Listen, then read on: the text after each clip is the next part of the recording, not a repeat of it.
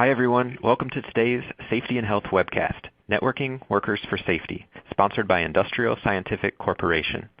My name is Tom Music. I am an associate editor with Safety and Health magazine, and I'll be moderating today's session. Thanks for joining us. In a few minutes, we'll start the presentation, but first I want to go over some preliminary items.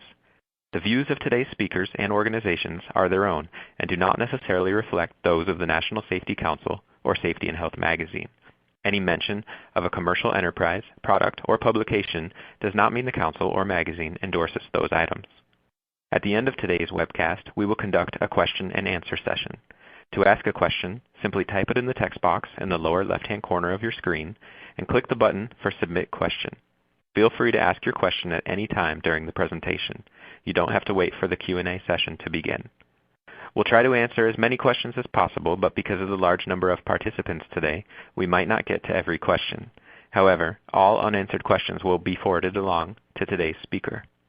For basic troubleshooting information, click the Help button located on your screen. At the end of the webcast, you will be asked to complete a brief evaluation survey. I can let you know more about that after the presentation. This webcast will be archived, so you can access it after today's live event. To view this webcast and all of our past webcasts, go to safetyandhealthmagazine.com/events. Again, that's safetyandhealthmagazine.com/events. With that, let's go ahead and get started. Our first speaker today, and our only speaker today, will be David Wagner. He's the Director, Applications Engineering and Product Knowledge for Industrial Scientific Corporation. David has been extensively involved with the development and application of portable gas monitoring instruments and the development of innovative solutions to complex gas monitoring problems since joining the company in 1986. He earned his B.S. in Electrical Engineering from the Pennsylvania State University and holds a Master of Science degree in Management and Technology from Carlow University in Pittsburgh. Thank you for tuning in to this presentation. David, whenever you're ready, go ahead and take it away. Thanks, Tom. First, I just want to take a moment and thank Tom and thank Safety and Health for hosting the webinar today. We do this once or twice every year, and this particular webinar fits very nicely in conjunction with the upcoming National Safety Conference in Anaheim and some things that we will be doing as Industrial Scientific there in conjunction with the National Safety Conference. As end users of gas detection, you may look back over the last few years, and when you think about it, think that the industry in terms of gas detection has been somewhat void of technology and innovation. I know as a manufacturer, we certainly at times look back at it that way and think about, what have we been doing? But we're really coming upon a time where a lot of technology is now starting to come into the market with respect to gas detection, and we're going to take some time over the next few minutes to talk about that. And really what we're going to talk about is using gas detection to help workers network together to improve safety.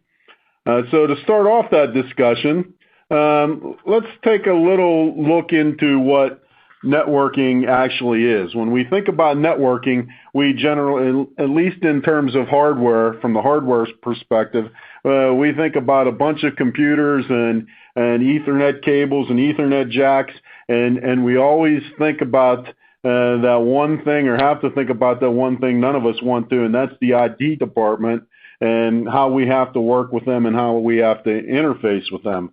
But Merriam-Webster says that networking is the exchange of information or services among individuals, groups, or institutions. And another one of these, I'm always amazed at how these little Wikipedia-type web information services come up. Investopedia, which I don't know has anything to do with anything other than financial investments, but they talk about networking as a process that fosters the exchange of information or ideas among individuals or groups that share a common interest. And that's really what we're talking about today. We're talking about joining groups of workers together that have a common interest. And that common interest is safety and ensuring that every one of those workers goes home safe at the end of every day.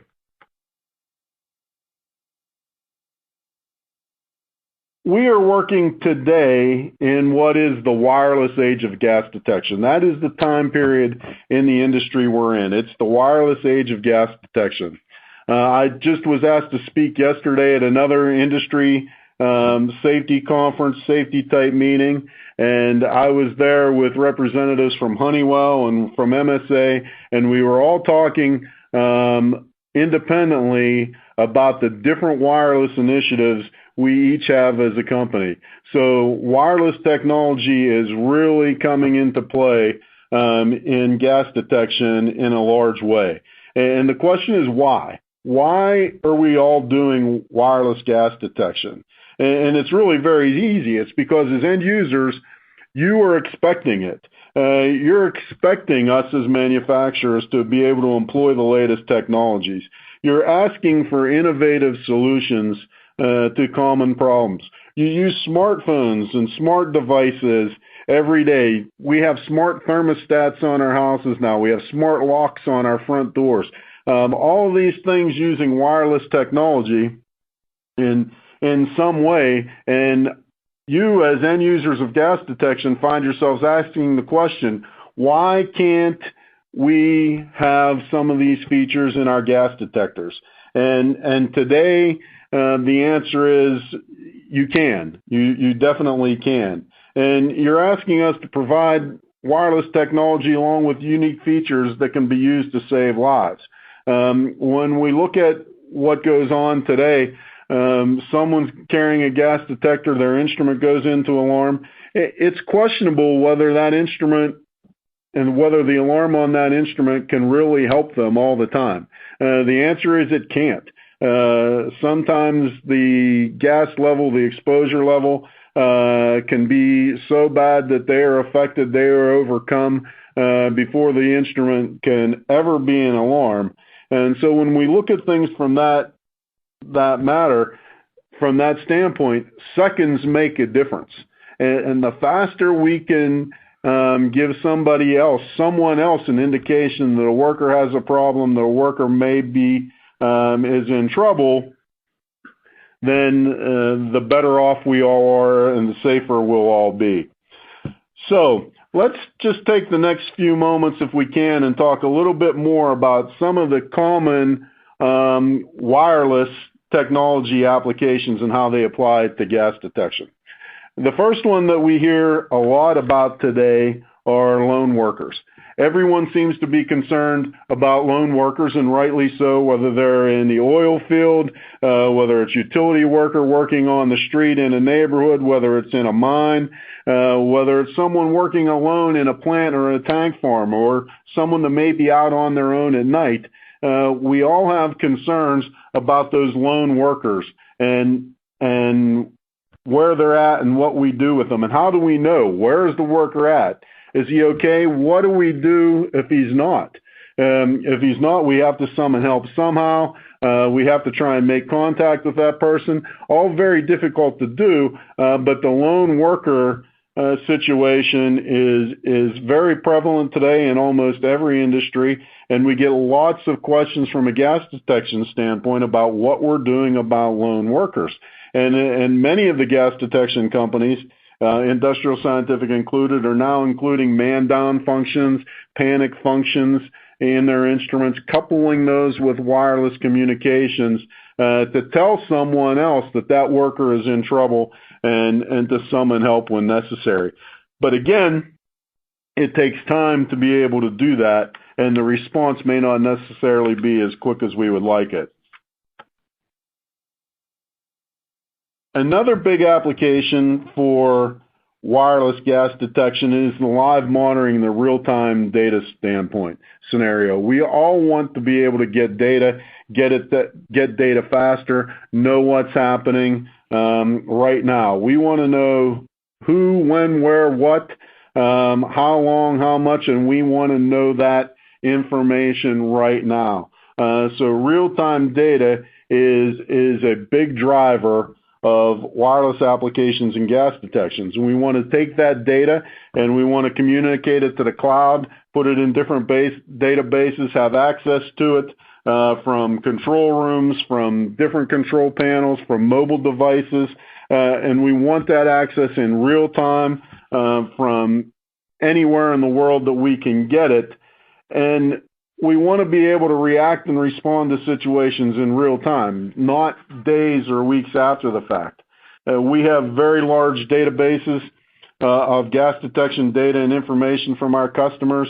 We've recorded over almost 30 million alarm scenarios in our iNet databases here at Industrial Scientific. Unfortunately, not one of them have we learned about until well after the fact. Sometimes it's the same day. More often than not, it's up to a week later or a month after the fact that we actually see that data, that anyone actually sees that data that says someone's gas detector was in alarm today. They encountered a dangerous situation. So when we're talking about wireless gas detection, those are some of the things that you typically think about in ways that you would use it. Something else that we're hearing a lot about today is the connected worker. We're hearing about connected workers in many different scenarios, giving workers access to information in real time that they need help with to do their job. Whether it's a technical manual, a work instruction, and that's exactly what Accenture says about the connected worker. A couple different perspectives. Accenture says that the connected worker is a presentation of data and a complete relationship with that a worker has to have with information that gives them the ability to do their job. So that's one perspective on connected workers that we hear about. That's from Accenture, and we actually have an initiative that we work on with Accenture called the Accenture Life Safety Solution, which is geared more towards using wireless technology to track workers and more for the lone worker or the man down type of situation. There's another perspective on the connected worker that comes from Honeywell and Intel, and that's connecting the industrial worker to the digital world via wearable intelligent sensors. Being able to see everything about a worker and track things about a worker with respect to the worker themselves, their environment, their health, using sensors to monitor their heart rate, their body temperature, their blood pressure, the amount of noise in the environment around them. All of these things that we like to hear about, or we do hear about regularly, as the Internet of Things.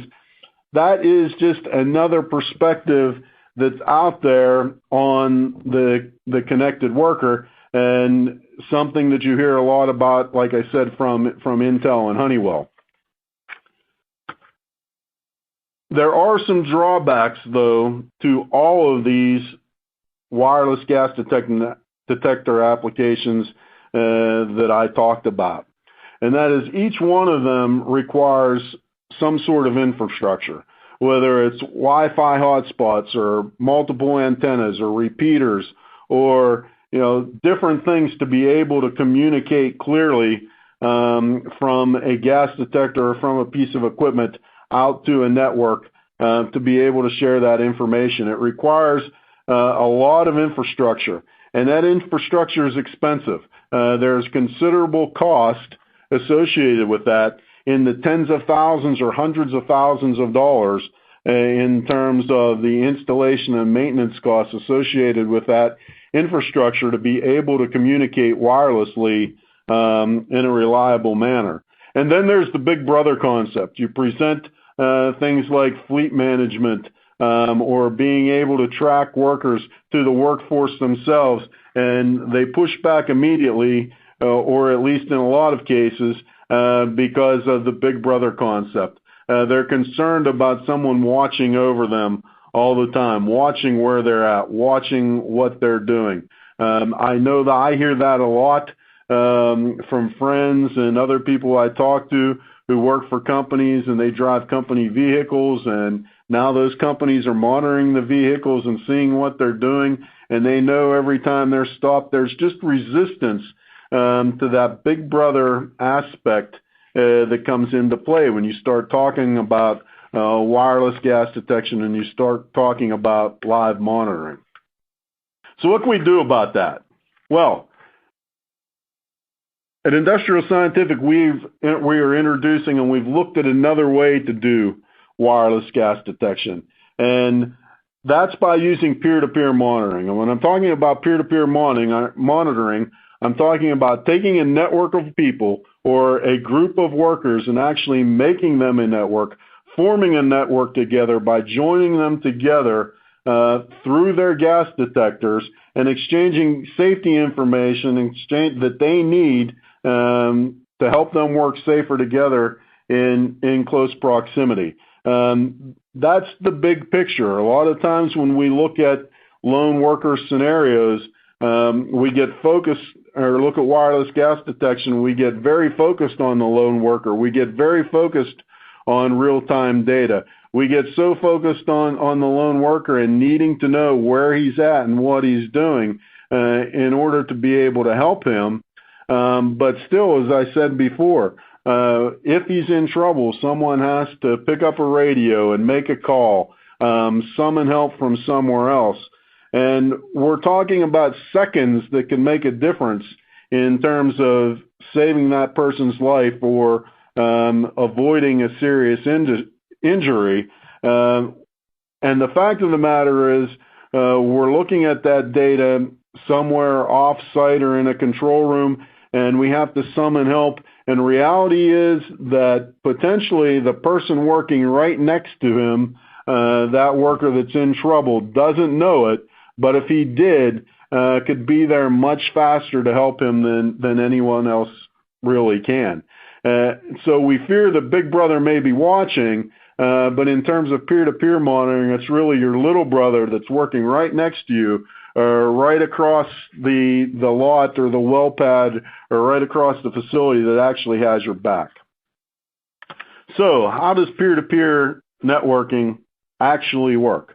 Well, it's by forming an ad hoc wireless peer network together with your gas monitors using two wireless systems that we are putting in place in gas detectors today. It's Lens Wireless, which is a proprietary mesh network communication technology that we are using. Lens stands for Linked Equipment Network for Safety, and using near-field communication, which is a wireless technology that was put on the market and got popular on the market about 5 or 6 years ago when Samsung introduced the touch feature on their phones, where if you wanted to transfer information from one phone to another, you picked up the two phones, you simply touched them together, and you could send your friend or your neighbor a picture or a file or whatever it was just by touching the two phones together.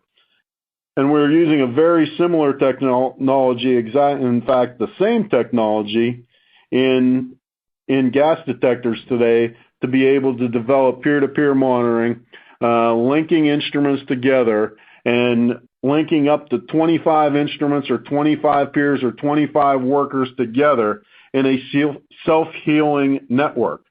And when I talk about a self-healing network, I mean a network that withstands someone being part of it and leaving and not breaking that communication down, not breaking the network, and being able to come back into the network and still have the communication work reliably among all the units.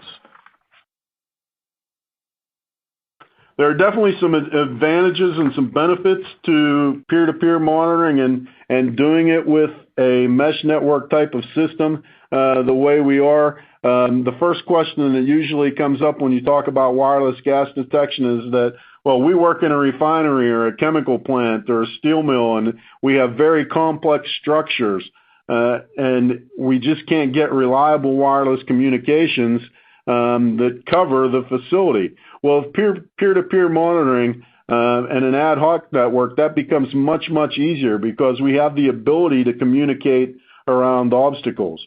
We can bounce the signal from one monitor to the next, as depicted here, to get around a particular obstacle or a particular piece of structure and be able to maintain good communication. We have the ability with peer-to-peer monitoring to be able to shadow gas readings from one monitor to another. As you can see here on the displays depicted on the slide, we can see how many monitors are in the network. In this case, there are 6. We can see how many people that we're joined to, how many brothers we have out there actually watching over us. And we can see when someone's gas detector goes into alarm. As you can see, Sean Cooper's gas detector has a significantly high reading of H2S and ammonia. I'm not sure that those typically come into play all the time that way. But Sean's instrument's in alarm, and I know it. And that is the key. I'm working next to Sean, or I'm working around the corner from Sean, and I know it. And that is the key to peer-to-peer monitoring and how peer-to-peer monitoring really works. There's another benefit to peer-to-peer monitoring that comes out, and that is we can actually take portable instruments like the Venice Pros that I've been showing you, and we can connect those to different types of gas monitors. We can connect them to the radius area monitors and communicate information to those as well. So that expands your capabilities wirelessly in a tremendous fashion. The radius, the area monitor, is an instrument that we just launched last week, and as you can see, we can communicate that same information in terms of shadowing readings and communicating alarms and peer alarms to the radius units as well, just as we do with the portables. So there are definitely some advantages to peer-to-peer monitoring. We get instrument-to-instrument, worker-to-worker communication reliably.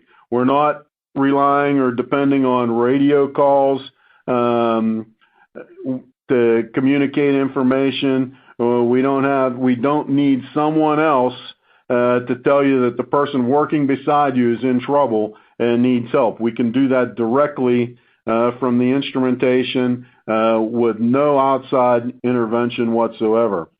We don't need any infrastructure or any IT support to do peer-to-peer monitoring. Like I said, it really is as simple as taking 2 monitors, touching them together, forming an ad hoc network, and if my instrument is connected to 5 or 10 other instruments, when I connect to yours, now we're all connected together in one network. It's very low cost, the incremental cost to implement peer-to-peer monitoring. As I said before, there is no infrastructure involved. There are no hotspots or access points or gateways. Any of the expensive infrastructure, the costly infrastructure that it requires to maintain wireless communications, no licenses. It is all open band communication, free communication that takes place, so it's very low incremental cost to implement a peer-to-peer wireless network in your gas detection system. And it brings the biggest benefit of all, that we have workers actually working together, communicating together within their own environment to increase safety. So, with that said, what are some of the applications where we would use peer-to-peer monitoring? Well, first is very simple. We have groups of workers going out within a facility. They're working in the same general area, in the same proximity, or reasonable proximity anyway, within a facility. And we all want them to watch each other's backs, just as I said. So it's very easy to give them all a monitor. Today we see more and more workers all carrying gas monitoring instrumentation anyway. Give them a monitor that has wireless communication capability and let them know if one of their buddies is in help. or is being affected, is in need of help. So just worker groups is one big application for peer-to-peer monitoring. Emergency response is certainly a big issue and a big application for peer-to-peer monitors. We can establish monitoring around perimeter of an emergency site to set up a safe zone around a response site. We can put portable monitors on the first responders, on the workers on that site. They can all communicate together in a peer-to-peer fashion. Monitors on the workers will signal the perimeter monitors that there's a problem within the hazard area. Those area monitors let everyone know in the safe zone that there's a problem, and we communicate those hazards very clearly. So emergency response is a huge application to implement peer-to-peer monitoring. And of course, confined space entry, a perfect application for peer-to-peer monitoring. Being able to monitor all the entrants in a confined space simultaneously from outside the space. It's becoming more and more prevalent today. More standards are requiring continuous monitoring in confined space applications. It's certainly a best practice and one that I would promote. And it's very beneficial now to be able to hang a monitor, have an entrant into a confined space, wear a portable monitor, and have the attendant outside that space be able to see the readings and see what's going on with not just one entrant, but all the entrants within a confined space. Today, in most cases, when we're doing continuous monitoring and we have an attendant on a confined space, he's standing outside the space with a gas detector, and he's got a sample hose dropped into the space or a probe sticking into the space, and there is no way that he is actually monitoring the atmosphere in the entire space. So entrants can drift away. They can get into a place where there's a hazard that the attendant can't see and his gas detector can't sniff, and that information doesn't get communicated out. The worker can miss his instrument going into alarm. With peer-to-peer monitoring, it allows that attendant to see exactly what's going on with everyone in that confined space. It also allows one attendant to monitor multiple confined spaces. This is something that many companies have tried to develop processes for and develop equipment to be able to do in the past. Some of it somewhat successfully, but most of it not. Most of it is costly. It again requires infrastructure to be able to do. But peer-to-peer monitoring allows you to very simply have one attendant watch a handheld monitor or an area monitor like the Radius outside of a confined space in a location among several confined space entries that are taking place somewhere else on the site altogether, and still get information in real time or as close to real time as you can possibly get about what's going on in each one of those confined spaces and what the condition is of each of the individual entrants in all those confined space operations that are taking place. So confined space entry is a very, very big application for peer-to-peer monitoring and networking workers together. So just in conclusion, kind of wrapping this up, hopefully you can see from what I've said and understand that networked workers are going to be safer workers. If we can keep workers communicating together through their gas detectors and able to help each other, they're going to be safer. We're going to have a safer workplace, and we're going to be certain that everybody goes home at the end of the day. And if we connect gas detectors together in a peer-to-peer fashion and then use the other technologies that I was talking about to be able to take the information from all of those gas detectors collectively and communicate it outside of that network to the cloud where people can view it at one time on various and multiple control panels and multiple devices from multiple locations, then we truly do have the connected workforce. And that is what we're really looking at and what we're striving for when we talk about connected workers and networking workers together.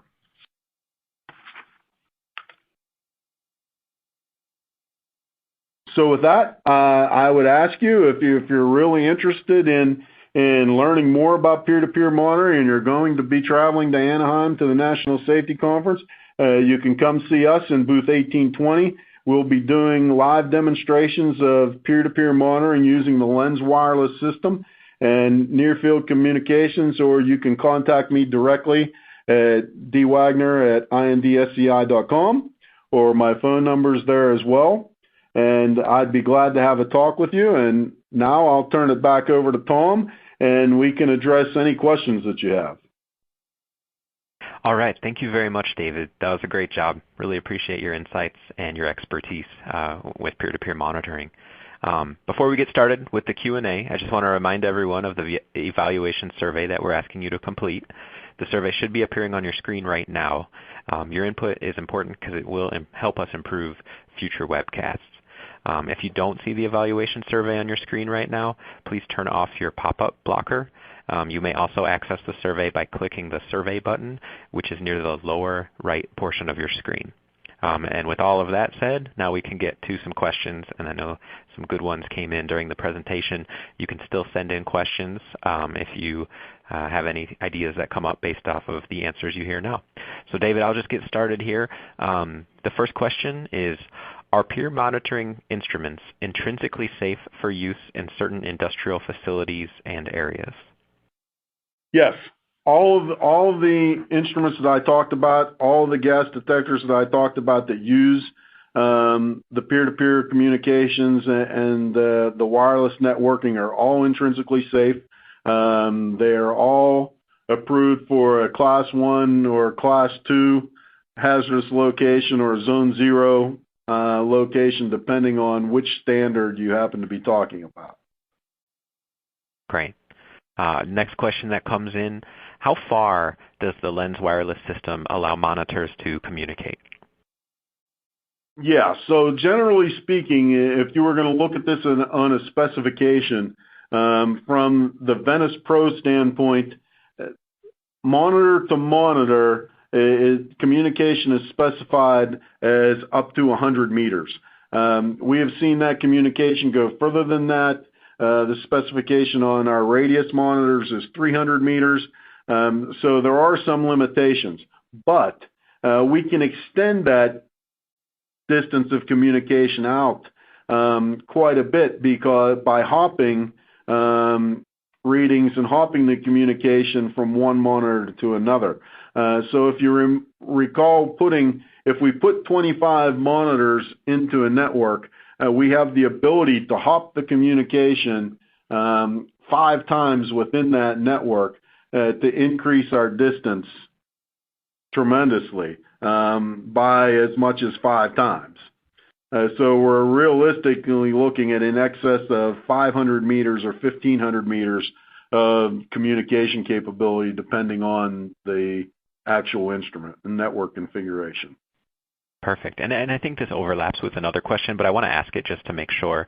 The next question is, what is the estimated range of both the personal monitors and the radius monitors?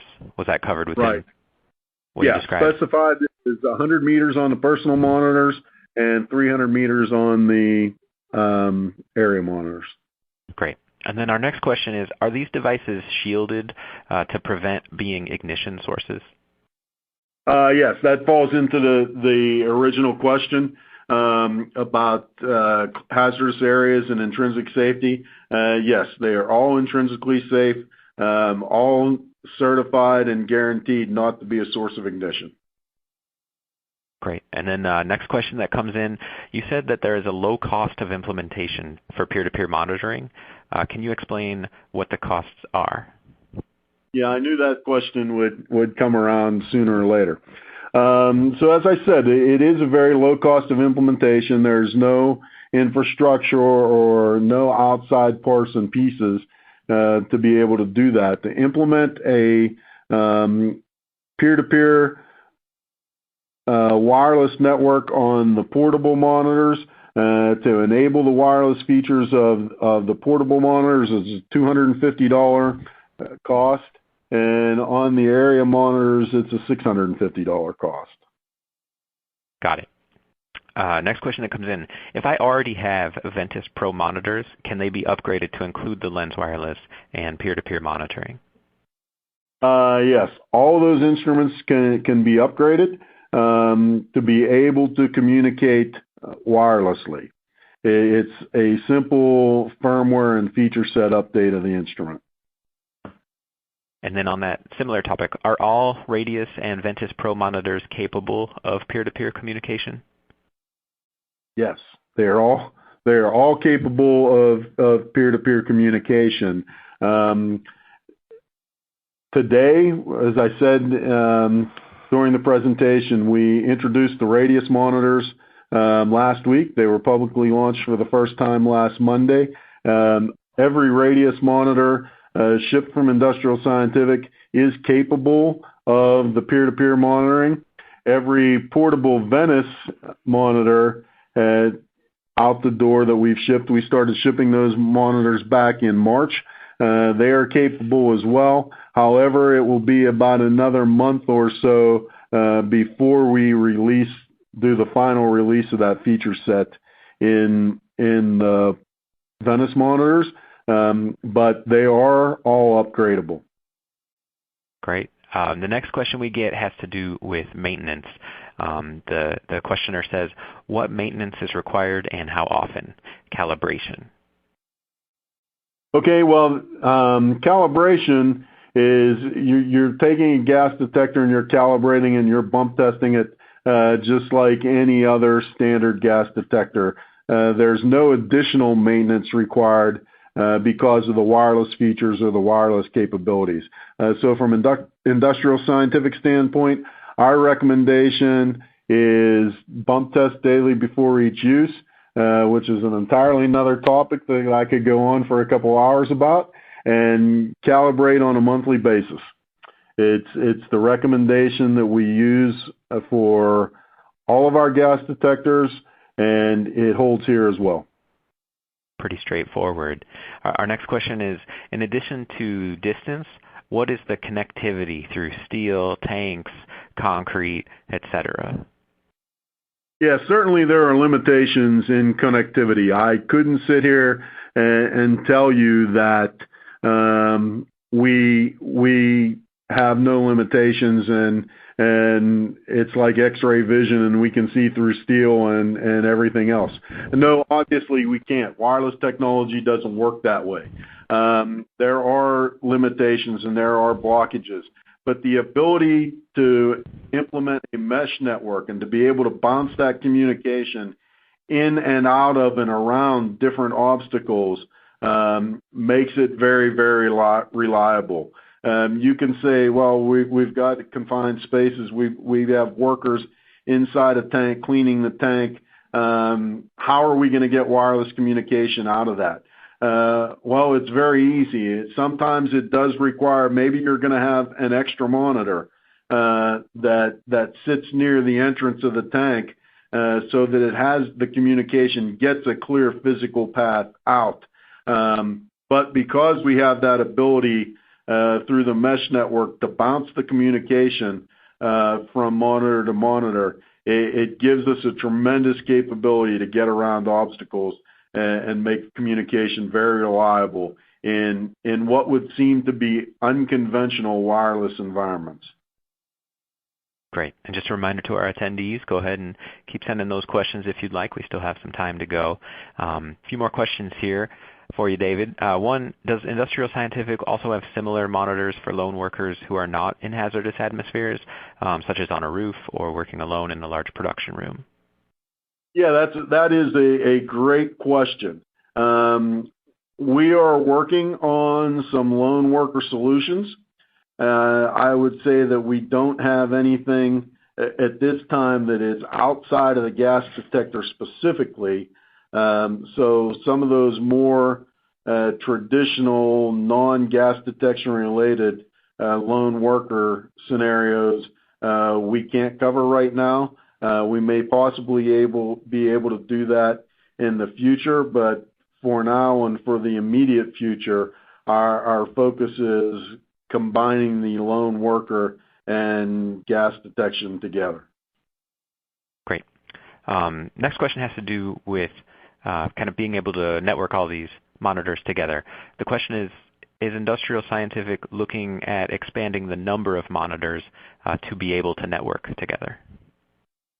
Yes, we would look to expand that, and we would hope to be able to expand that. That's somewhat limited by the radio technology itself, and I'm not sure exactly what path that's going to take in the future. It's a little bit hard to look that deeply into the crystal ball right now. But I would ask whoever put that question forward to just follow it up, and I hate to answer a question with a question, but this one kind of requires it. How many would you like to see in that network is really the question. If we hear back, we'll let you know on that one. And another question, we hear about with all new technology, I guess there's concerns of hacking or systems being corrupted. Can wireless gas detection systems be hacked by someone wanting to cause trouble? That is a great question, and probably one that I should have addressed. All the communication in the gas detectors is encrypted. It uses different types of encryption. There's a standard default encryption that all the monitors use, but we have the ability for different companies to set up different groups or set up one group however they want to do it with a custom encryption key, so that there is no other network or no other group possibly using that same encryption. So it is all encrypted. It is all very secure and very limited ability, if at all, for anyone to hack it from outside the network. As a writer at Safety and Health magazine, I'm always interested in the kind of the storytelling component of a lot of these items. I'm curious to know whether you know of any success stories. Have any stories kind of found their way back to you about how some of these devices, some of this technology has prevented injuries or saved a life? Do you know of any tales like that yet, or are they still to be told? I think they're all still to be told. The wireless, using wireless gas detection in general, it's been creeping into the market over the last couple years, but the use hasn't been very widespread. And for us, it is at Industrial Scientific, it is much more recent than that even. So I think those stories are still to be told, and I think they will be told. I think there will be many of them. And then we touched on a little bit. Not. I believe there will be. Well, it is interesting. Yeah, when you can put kind of faces and names to it, it'll be interesting to see going forward, how many people this helps. And I'm sure it won't be a small number. And then as far as like the number of monitors networking together, is there an ideal size? I know it caps out right now at a certain number. Is there a floor you recommend? Can it be as few as 2 or 3? Would you prefer, is it better if it's 10 or 20? The idea of kind of looking out for one another using these devices. Well, it's really whatever's necessary, and how many people that you have working that need coverage. It can be as little as 2. Obviously, there's no such thing as a network of 1, so there has to be at least 2. But whether it's 2 or 22, as I like to say in a number of different scenarios, it really doesn't make a difference. There's no set best answer to that. Right. Another question came in. Will there be any effect on the battery life of the instrument with all of these features? Well, nothing is free, and certainly it's one of the things that has limited wireless technology and a lot of technologies from getting into gas detection. And when we look, as I said in the beginning, it looks like if you look back over the last few years that the gas detection industry has been void of technology and innovation. It's because we're challenged with things like intrinsic safety, and we're challenged with things like having high-powered sensors in our instruments that require a lot of battery power, and how we get batteries to make instruments run 12 hours or 14 hours or 16 hours to be able to do that. There's a price to pay, and there definitely is a price to pay in terms of battery life and runtime from a wireless standpoint. And looking at it in conjunction, what we've done and the way we're using the wireless technology and the radios in these instruments, it's about a 10% cost in battery runtime. Great. And we keep getting questions coming in, which is great. So anyone who's still interested or still has something they want to ask, feel free. We do have some time here. A couple more. One question for you is Industrial Scientific working on other monitors that can be connected, heat stress, etc.? Right now, we are looking, we have a number of initiatives in place. We are looking at bringing different types of equipment into our portfolio, if you will, into our iNet network, being able to collect data on many different types of equipment, and we have a number of partners or potential partners that we are talking to. So I would say the answer to that is definitely yes, although I'm not really free to get into any specifics at this point. And then we have another question. Is there a temperature variation that would prohibit usage in a fire situation, such as a structural firefighting or a hot material handling facility? Yeah, firefighting is a great application for the peer-to-peer monitoring, and particularly when we're talking about firefighter accountability. And no, there really isn't a temperature limitation from that standpoint beyond the temperature limitations of the detector itself. So as long as the thing's not melting due to the heat of the fire, it should be working very well. And then do you have monitors for lithium batteries? Do we have monitors for lithium batteries? I'm not 100% certain I understand the question exactly. All of our monitors do use lithium batteries. Both the Radius, the Venus Pro, well, I'll take that back. The Radius actually doesn't use lithium batteries. The Venus Pros definitely do use lithium batteries. The Radius monitors are using a older nickel metal hydride battery technology.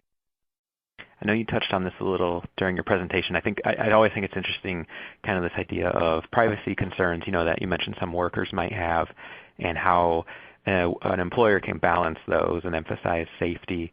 I liked your example of saying, big brother might be watching, but little brother has your back. Have you found that? I guess what results have you found from just communicating clearly and directly and kind of addressing privacy concerns rather than skirting them under the rug? Yeah, privacy concerns when you're getting information like this and are a big concern, and having too much data or having data in general is a big concern at some places and with various companies in different industries. And my answer to that is, one, from a privacy standpoint, we certainly don't share any information, and we are not collecting any information that is really gives someone the ability to personally identify an individual anyway. We don't deal with anything like Social Security numbers or anything like that, or financial information. And when I talk about this, that information is out there in many other ways. So this is really on the low end of the spectrum from privacy concerns. And then when it comes to data in general, the standpoint that I like to hold and the perspective that I like to give most people that are concerned with having data and having information is that the data from your gas detectors in all the years that I've been doing this has always worked to help someone more than it has ever worked to hurt anyone.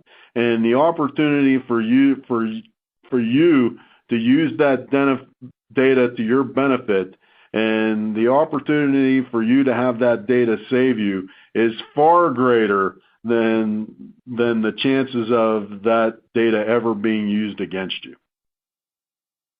Well, thank you, David. I think that's a great way to wrap this up. It looks like we've addressed quite a number of questions that have come in, and really appreciate, as I said before, your time and your insights, and it's exciting to see kind of where this all leads here with the speed of technology.